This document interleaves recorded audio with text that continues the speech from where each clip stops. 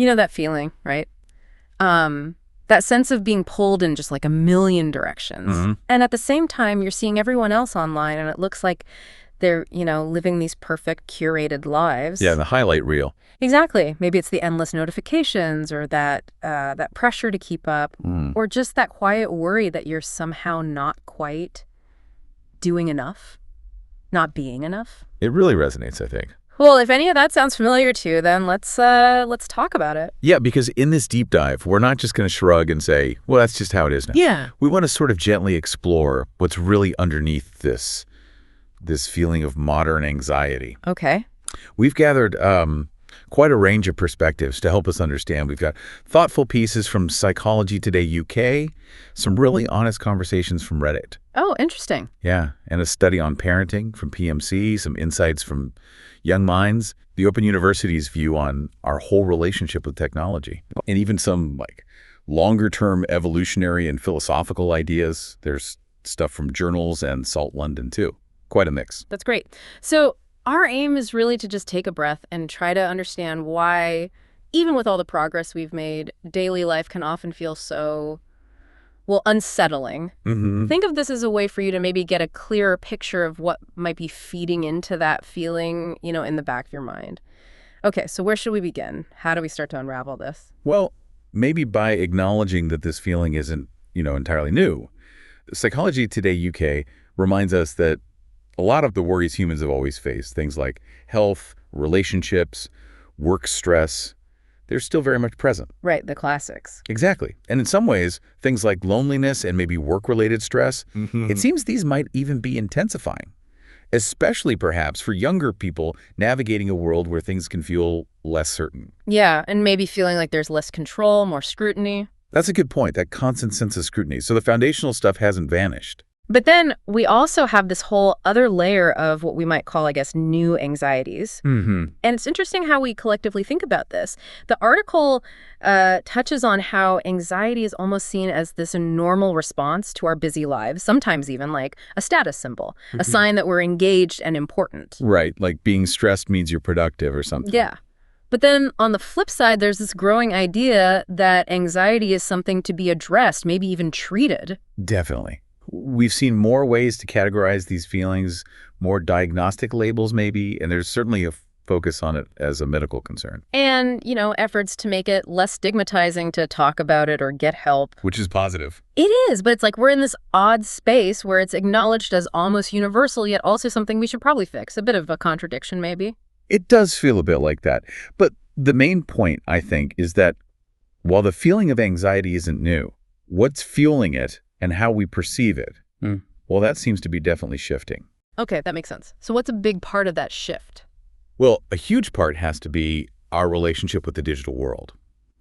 The Open University article, it gently guides us through what they call the dark side of technology, essentially seeing it as a real source of modern unease. The digital space. Wow, yeah. It's become so woven into everything, hasn't it? Completely. It's hard to imagine a day without our phones or the internet, but when you pause and think about it, it's also pretty clear that it brings its own set of worries. Definitely. And what's quite revealing are the specific ways our digital lives can create these feelings. Like there's this constant sense of being connected. Always on.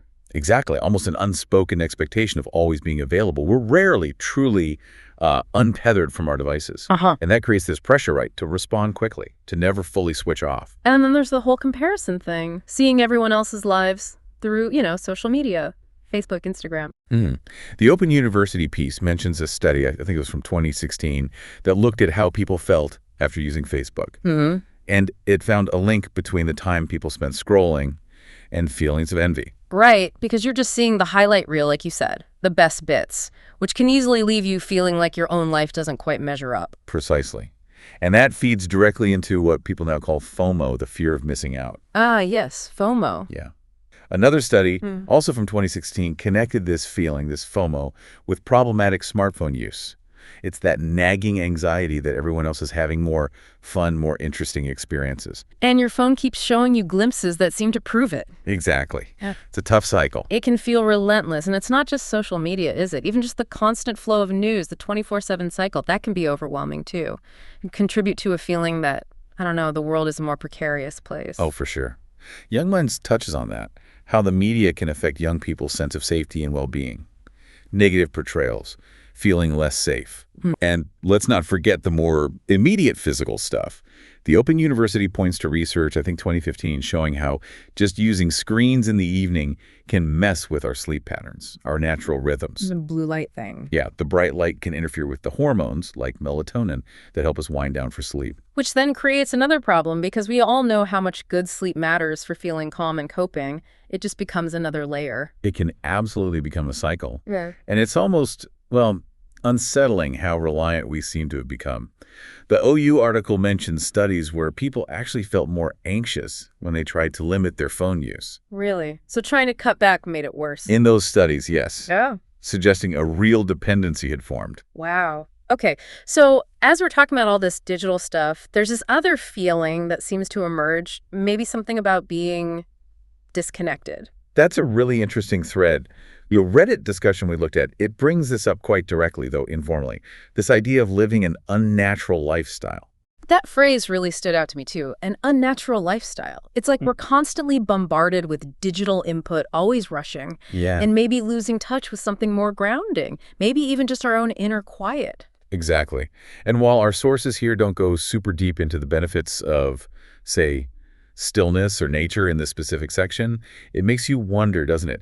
Is all this constant digital engagement pushing out those quieter moments, moments for reflection, or just, being present where we physically are? It feels like a real contrast, the constant onness versus, I don't know, the potential for just calm. Mm-hmm. And that ties into another feeling, I think. Yeah. This sense of being constantly evaluated, that social comparison thing again, but maybe broader than just online. Like in other areas of life. Yeah. Psychology Today UK mentioned the increase in academic testing, especially for younger people. It feels like there's just so much measuring and ranking happening all the time. That's got to add to the pressure cooker. You'd think so. Yeah. And in this hyper-connected world, that feeling of being measured, it extends beyond just formal tests, right? It's the subtle cues, the likes, the comments online, but also just this constant awareness of how we're perceived by others. Offline, too. So there's very little downtime from performing or being assessed somehow. Yeah, maybe a lack of those moments where we're not consuming, not performing, just being still.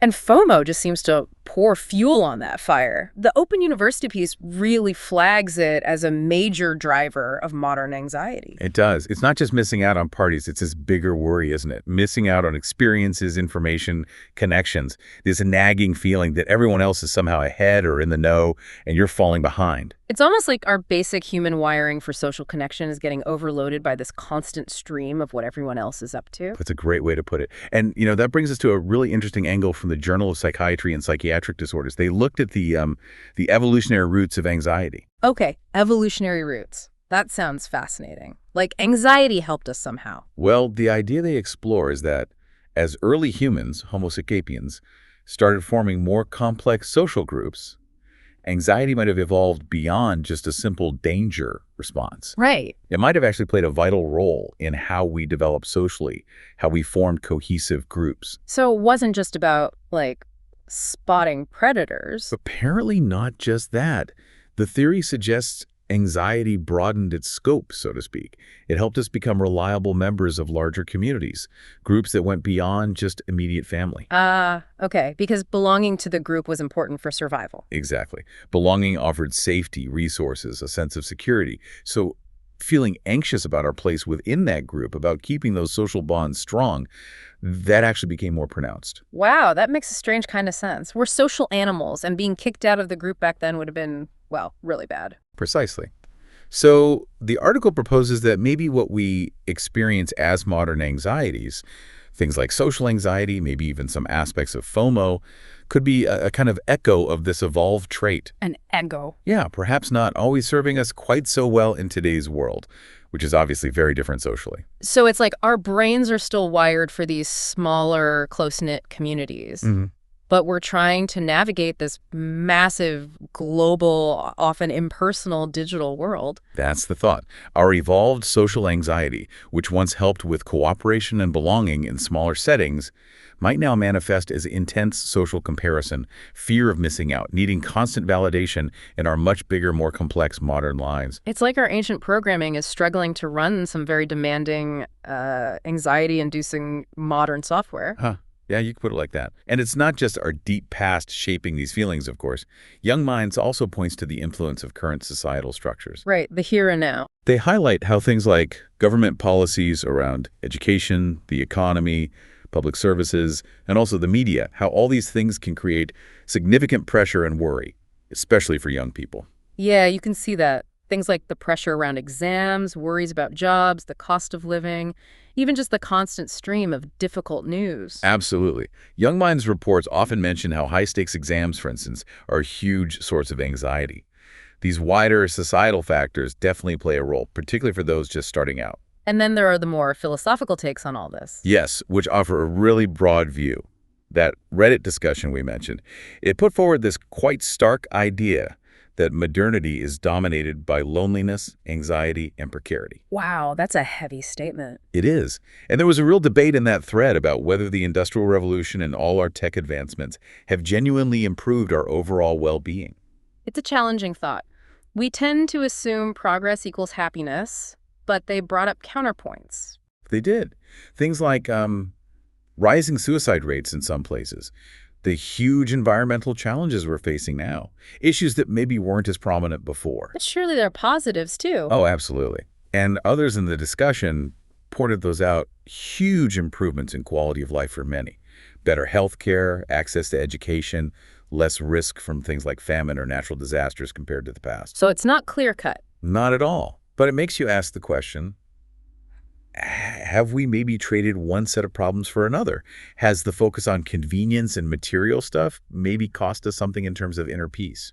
And wasn't there something in the title of that Reddit post about knowledge versus influence? Yes.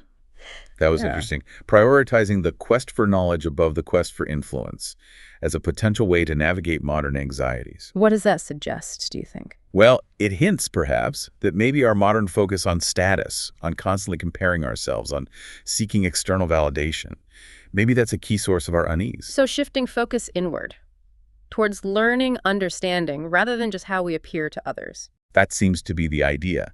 It could potentially offer a different way to approach things. Okay. Now, shifting gears a bit, there was also a perspective linking anxiety to something deeper, like meaning or spirituality. From Salt London. Yes, that was a very specific perspective.